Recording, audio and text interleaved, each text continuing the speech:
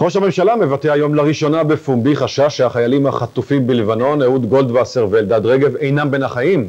זה קורה במפגש עם תלמידי תיכון, אולי בגלל האווירה הפתוחה, הייתה שם גם פליטת פה מביכה של ראש הממשלה. אודי סגל, כתבנו המדיני. ראש הממשלה אהוד אולמרט מגן היום בלהט על ההחלטה שלו להפסיק את הלחימה בלבנון ולקבל את הפסקת האש לפני החזרת שני השבויים.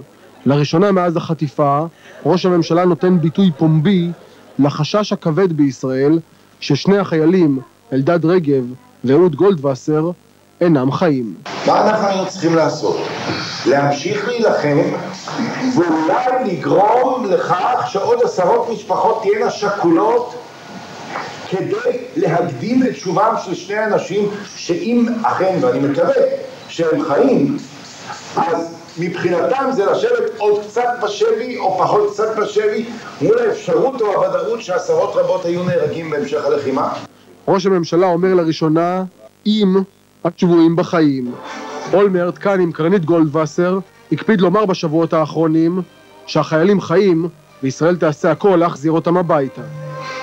התלמידים מהבית ספר של אודי כתבו לו מכתבים, הוא הזמין אותם, הם שאלו על החטופים, ואולמרט גילה שיש מגעים, אבל כרגע אין תוצאות. ראש הממשלה מאותת לחיזבאללה שוב, שישראל לא תסכים לשלם מחיר על אות חיים בלבד.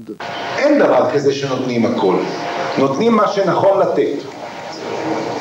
נותנים מה שנכון לתת. ואנחנו ניתן מה שנכון לתת כדי לשחרר אותם, ולא ניתן מה שאסור לתת. חלק מהתלמידים מספרים שלא על כל השאלות קיבלו תשובות מקיפות ומספקות. אמרתי שהמקלטים שלנו במצב לא תקין, אי אפשר לשהות בהם בכלל. הוא אמר לי תפני למנהלת, ואני לדעתי לא קיבלתי תשובה מספיק טובה. אבל זה לא הכל, ממש לפני סיום באירוע עם התלמידים, אחרי שקיבל מתנה, ואחרי שהסכים לתמונה קבוצתית עם התלמידים, ראש הממשלה ממהר לפגישה עם המועמדת הסוציאל דמוקרטית לנשיאות צרפת, סגולן רויאל. אז הוא מספק התחלקות דיפלומטית מפוארת. ואם זה יעשה מהר. מישהי שצריכה להיות נשיאת צרפת. מלשכת ראש הממשלה מיהרו להבהיר. ראש הממשלה התכוון שהיא רוצה להיות נשיאת צרפת ולא צריכה להיות נשיאת צרפת, בתקווה שזה יספיק כדי לא להפוך לעוד נושא בקרב הפוליטי הסוער בצרפת.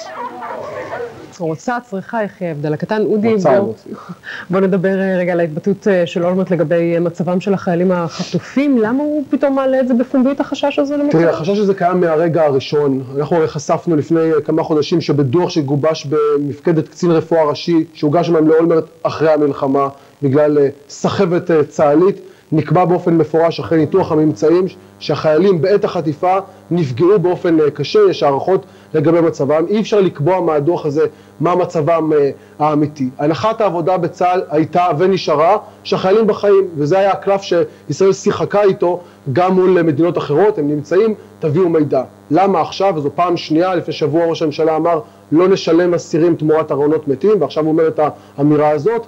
אז חלק מזה זה התחלקות, חלק מזה זה ניסיון להנמיך את המחיר שחיזבאללה דורש, שחיזבאללה דורש מקדמה של אסירים לפני קבלת כל מידע, לפני כניסה לעסקה.